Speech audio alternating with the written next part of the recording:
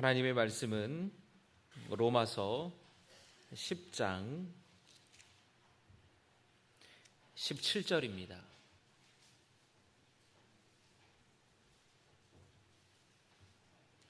로마서 10장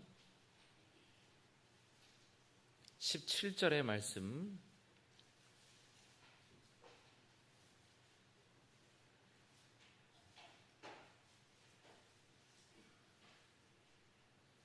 우리 같이 한 목소리로 봉독하겠습니다. 그러므로 믿음은 들음에서 나며 들음은 그리스도의 말씀으로 말미암아 느니라. 아멘. 우리는 대화를 통해서 사람을 알아가고 사귀어갑니다. 사람 사이에 있어서 대화를 통해 알아가고 친밀해져가는 것처럼 우리는 하나님의 말씀인 성경을 통해서 하나님과 친밀해져가고 하나님을 알아갈 수가 있습니다. 왜냐하면 성경이 하나님의 말씀이기 때문에. 우리는 구약 성경을 통해서 하나님께서 이스라엘 백성들과 함께 하신 그 구원의 역사를 우리는 알게 되고, 또 신약 성경을 통하여서는 예수 그리스도 안에서 계시하신 하나님의 구원과 하나님의 구원 계획을 우리는 알 수가 있습니다. 성경을 통해 우리는 하나님이 어떤 분이신지를 알게 되며 우리를 향한 하나님의 뜻과 계획이 무엇인지를 알게 되는 것이에요. 성경은 하나님께서 우리에게 주신 선물입니다. 한번 따라 하시겠습니까? 성경은 하나님이 우리에게 주신 선물이다, 보화다. 왜냐하면 하나님의 말씀이, 하나님의 진리가 담겨져 있기 때문에 그래요. 그래서 구약에서 하나님을 만났던 그 사람들의 이야기를 통해서 하나님이 어떤 분이신지를 우리가 배우게 되고, 또 신약 성경에서 예수님을 통하여서 우리는 하나님의 사랑과 하나님의 긍휼을 배우게 되고, 또 예수님을 믿게 되었던 제자들의 이야기, 성도들의 이야기, 또 예수님의 그 사랑을 우리는 알게 되고 또 배우게 되는 것입니다. 여러분, 오늘 로마서 10장 17절의 말씀을 보시면 믿음이 어디서 나오냐? 믿음은 어떻게 생기는 것이냐? 들음에서 난다 그랬어요. 뭘 들어서 믿음이 생기는 것입니까? 그리스도의 말씀. 예수 그리스도의 말씀을 통해서 그것을 들음으로 우리는 우리의 믿음이 생기는 거예요. 성경을 통하여서 하나님의 말씀을 우리가 들을 때에 그 들음에서부터 믿음이 나기 시작하는 것입니다. 과거에는 아무나 성경을 읽을 수가 없었습니다. 왜냐하면 중세 시대에는 성직자들만 배웠던 라틴어로 성경이 기록되어 있었기 때문에 그렇습니다. 그래서 여러분, 성경이 원래는 구약은 히브리어고 신약은 헬라어죠. 그러다 유대 랍비들이 이 구약 성경도 헬라어로 번역을 했어요. 그래서 신구약 성경이 다 헬라어로 번역을 했는데, 그것을 라틴어로 이제 성경이 번역이 되어서 중세 시대에는 다 이 라틴어 성경이 대부분이 라틴어 성경이었습니다. 그런데 이 라틴어는 일반 사람들은 사용하지 않는 언어였습니다. 유럽에 보면은 여러 나라가 있지 않습니까? 그런데 이 라틴어는 일반적인 사람들이 쓰는 것이 아니라 사제들만, 성직자들만 사용했던 언어였기 때문에 일반 사람들은 성경을 읽을 수도 없고, 그리고 성경을 쉽게 소유하고 가지고 있을 수도 없었습니다. 그런데 이 종교개혁가 마틴 루터에 의해서 라틴어 성경이 독일어로 번역이 되었어요. 그래서 독일 평범한 사람들도, 독일 시민이라면 누구나, 가난한 사람, 부유한 사람, 신분에 상관없이, 직업에 상관없이 독일어를 하는 모든 사람들은 다 하나님의 말씀인 성경을 읽을 수 있게 되었던 것이에요. 중세시대의 교회가 부패하고 타락했을 때에 사람들은 그것이 정말인 줄 알았어요. 그러나 성경을 읽게 되니까 그때 타락한 중세 교회가 주장했던 것들이 성경에 전혀 있지 않았다라는 것을 깨달았던 것이에요. 예를 들면, 자, 여기 보세요, 여러분. 네, 계속 여러분 이렇게 문제를 보지 마시고 저를 보세요, 저를.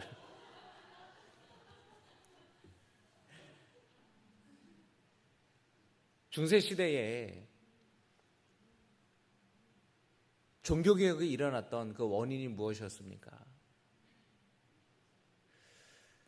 로마 바티칸에 있는 성베드로 대성당을 로마 교황이 짓기 위해서 돈이 필요했거든요.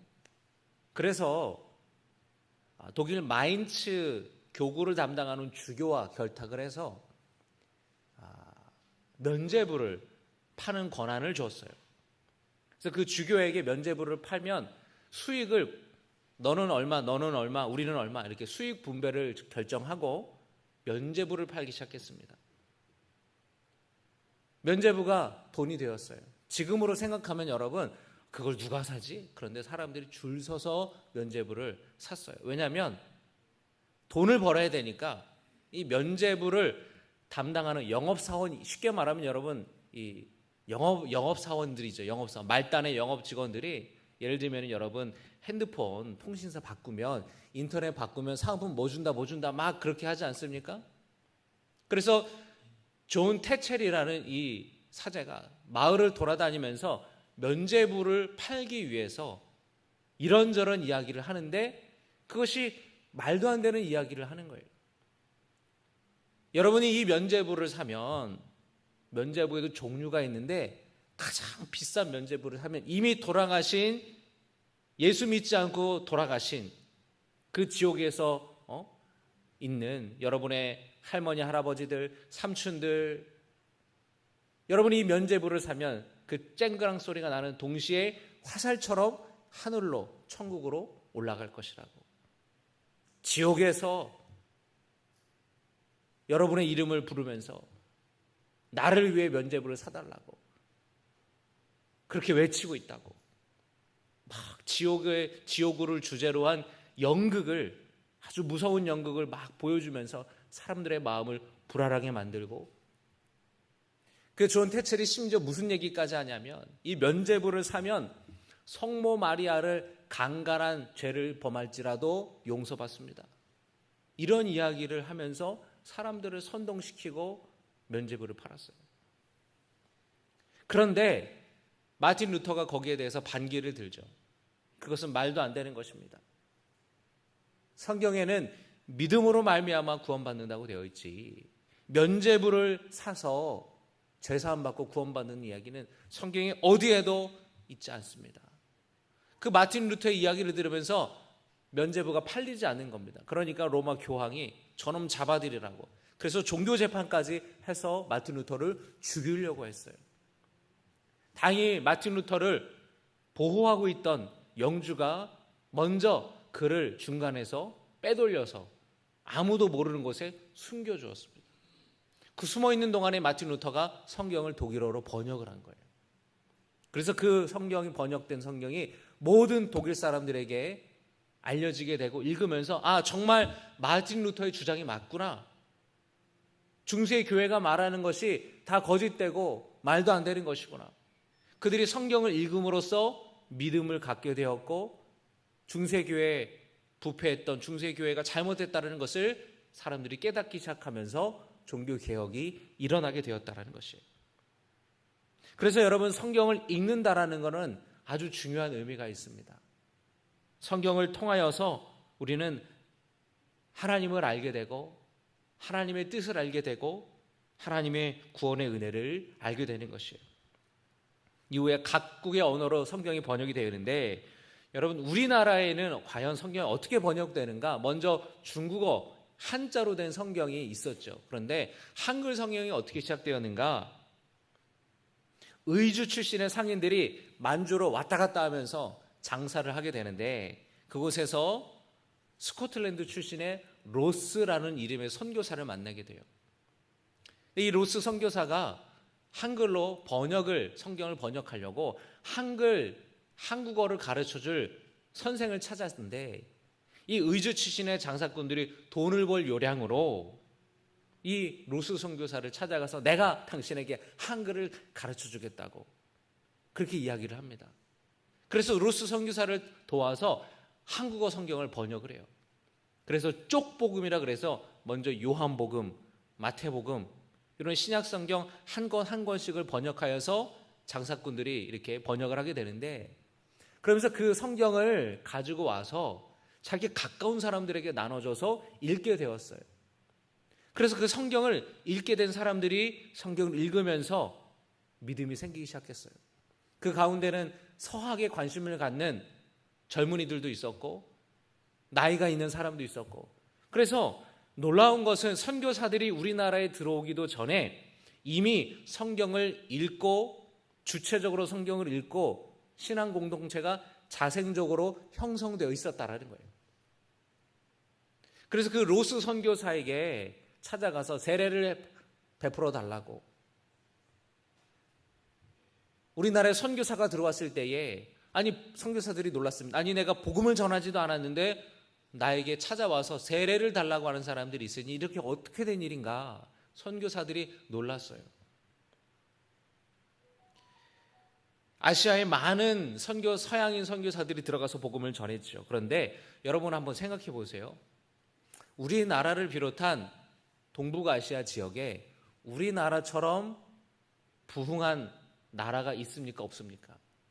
우리나라처럼 수많은 교회가 세워지고 선교사들을 미국 다음으로 세계에서 두 번째로 많이 파송하는 교회가 있습니까? 나라가 있습니까? 없습니까? 중국이 그래요? 일본이 그래요? 동남아의 어느 나라에도 그런 유례가 없습니다. 역사적으로 보면 어떻게 돼서 이런 일이 일어났는가?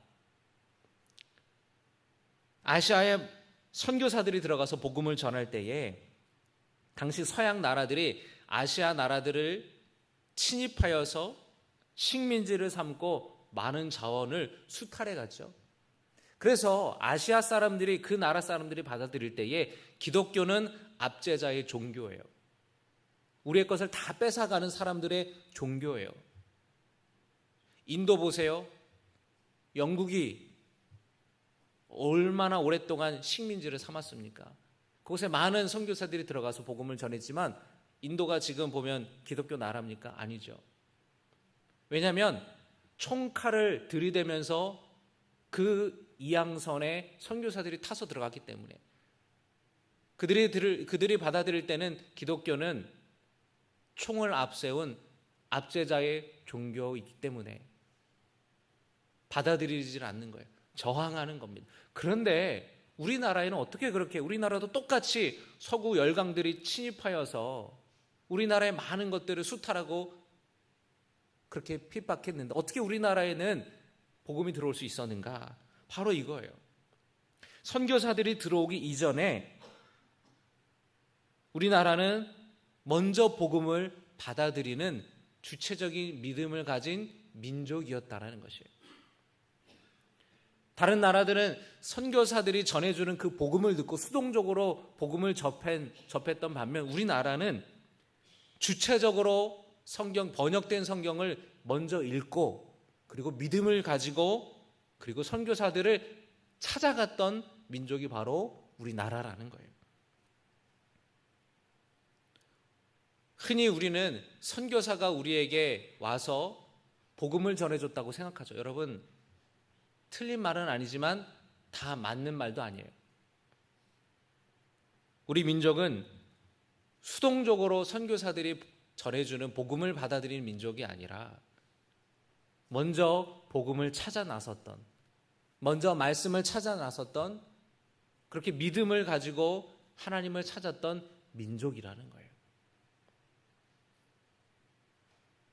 여러분, 그래서 우리나라는, 우리 민족은 그렇게 말씀을 사모하는 민족이었어요. 그렇게 들어온 복음을 다른 사람들에게 이 복음을 전하는 겁니다. 이 복음을, 이 성경을, 책을 권하는 거예요. 그래서 책을 권하는 사람, 권서인이라는 말이 생기게 된 것이고, 그것이 여러분 오늘날의 권사예요. 권사 직분은 책을 권하는 권서인에서 유래가 된 겁니다. 복음을 전하는 사람이 바로 권사라는 겁니다. 우리 모든 권사님들 하나님의 말씀을 전하는 사람 되시기를 주님의 이름으로 축복합니다. 이렇게 말씀을 삼원의 10년 가운데에 그런 우리 민족의 마음이 옥토와 같았기 때문에 심겨진 복음이 놀라운 열매를 맺게 되었다라는 것이에요. 오늘 성경 퀴즈 대회를 위해 많은 성도님들이 여러분 말씀을 많이 공부하셨죠. 주체적으로 말씀을 읽고 말씀을 알아가고 말씀을 배워가는 그런 시간이 되기를 주님의 이름으로 축복합니다. 많이 맞추는 것도 중요하겠지만 성경 퀴즈를 통해서 하나님의 말씀을 우리가 읽고 배우고 하나님을 알아간다라는 것이 훨씬 더 중요하다라는 것이에요. 그래서 여러분 내가 하나도 못 맞출 수 있을 것 같은데 쪽팔려서 어떻게 교회를 다니나, 연세 많으신 분들은 걱정이 태산이십니까? 여러분 걱정하지 마세요. 읽고 또 뒤돌으면 까먹고, 그러나 그거 말씀을 읽고 외우려고 하는 동안에 하나님이 우리의 마음 가운데 역사하시고 하나님이 그 모든 이 과정을, 결과가 아닌 하나님의 말씀을 공부하고 배워가는 그 과정을 하나님이 기뻐하신다라는 거예요. 그래서 오늘 하나도 못 맞췄다고, 하나밖에 못 맞췄다고 시험에 들고 낙심 들어서 또 교회를 안 나오게 되는 일이 없기를 주님의 이름으로 축복합니다. 하나라도 맞췄다고 기뻐하고 함께 칭찬하고 격려할 수 있기를 원합니다. 이 시간을 통해 하나님의 말씀의 깊이와 넓이를 알아가는 은혜가 있기를 원합니다. 서로 칭찬하고 격려하며 기뻐하는 말씀의 잔치가 되기를 축복합니다. 기도하겠습니다. 참 좋으신 아버지 하나님, 주님의 은혜 감사합니다. 하나님, 우리가 오늘 성경 퀴즈 대회를 준비하면서 또 하나님의 말씀을 배웠습니다. 평소 그냥 지나갔던, 스쳐 지나갔던 그 말씀들을 다시 깊이 살펴보게 되면서 그 가운데에 하나님의 뜻을, 하나님의 마음을 배웠습니다. 결과보다 이 말씀을 우리가 알아가고 공부하는 이 과정을 주님이 기뻐하시는 줄을 믿습니다. 다니엘의 말씀을 통하여서, 호세아의 말씀을 통하여서 이 선지자들, 예언자들에게 하신 하나님의 말씀이 무엇인지, 그리고 이들이 전한 하나님의 말씀이 무엇인지를 우리가 깊이 깨닫는 시간 되게 하여 주시옵소서. 준비한 우리 빌립 선교회와 또 우리 참여하는 모든 성도들에게 하나님의 은혜를 허락하여 주시옵소서. 예수님의 이름으로 축복하며 기도드려옵나이다. 아멘.